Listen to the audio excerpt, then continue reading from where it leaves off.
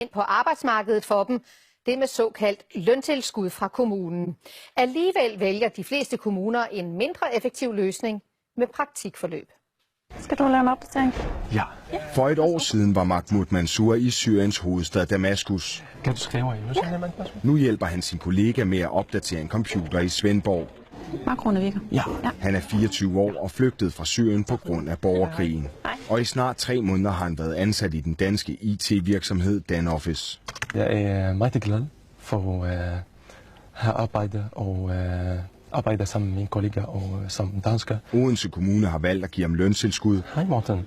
Og betaler dermed størstedelen af hans løn. Ja, det er dejligt, selvfølgelig. Ja. Nye tal fra Jobindsats viser, at løntilskud er den mest effektive måde at få flygtninge i arbejde på. På 2 år er antallet af job med løntilskud faldet med 26%, mens flygtninge i praktik er steget med 44%. Det er til trods for, at løntilskud i perioden er op mod 4 gange så effektivt til at sikre flygtninge et almindeligt job.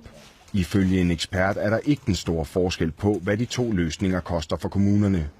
Og derfor bør de gøre en større indsats for at få flere i løntilskud. Jeg tror, det er positivt, at der er flere virksomhedsrettede indsatser. Det ved vi er godt, at flygtninge de får noget erhvervserfaring.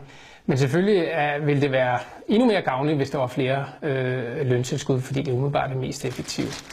Kommunerne forklarer den mindre brug af løntilskud med, at de kræver et bedre match mellem virksomheder og flygtningenes kompetencer.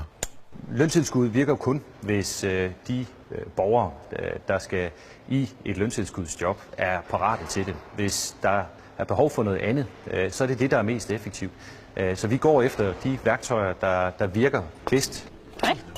Velkommen til. Og hos Danoffice i Svendborg har man store forventninger til Mahmoud Mansour. Vi har fået forlænget hans løntilskudsperiode med yderligere 3 måneder.